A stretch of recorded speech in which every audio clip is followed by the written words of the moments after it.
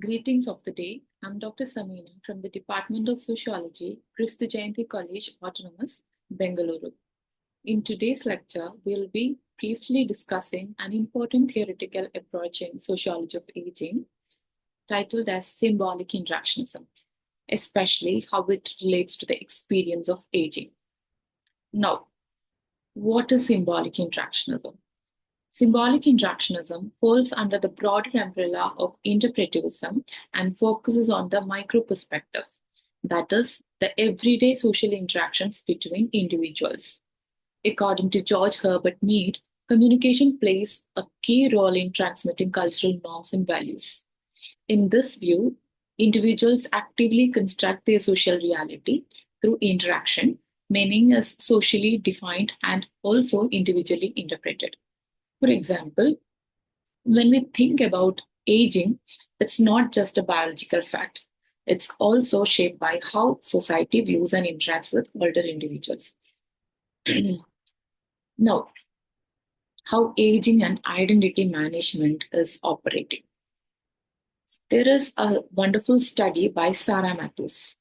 In 1979, she studied how elderly women manage their self-identity. Drawing on Erving Goffman's stigma theory, Matthews showed how older women strategically construct positive identities to challenge the counter-societal stereotypes of aging. This reminds us that aging isn't a passive experience. It's a dynamic negotiation between how society labels the elderly and how they respond. Another topic connected with this symbolic interactionism is labeling theory and aging. Closely connected is the labeling theory of deviance. In a youth-centric society, old age often gets labeled as deviant. This leads to stigmatization, creating a negative self-perception among the elderly and reinforcing a cycle of dependence and marginalization. Thus, societal labels have real and profound effects on how older people see themselves and experience their later years. Now, this theory is not without criticism. There is another perspective which is presented as a criticism against symbolic interactionism. It tends to downplay larger social structures. That is the first criticism against symbolic interactionism. As I have mentioned earlier, it's a micro perspective. It focuses on the individual aspects and also its everyday life realities.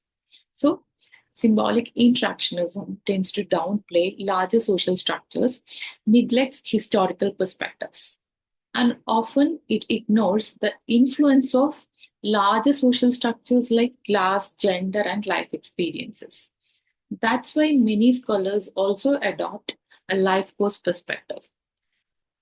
Peter Laslett in 1989 distinguished between the third age, which is a phase of freedom and activity after retirement, and the fourth age, a time often marked by ill health and dependence.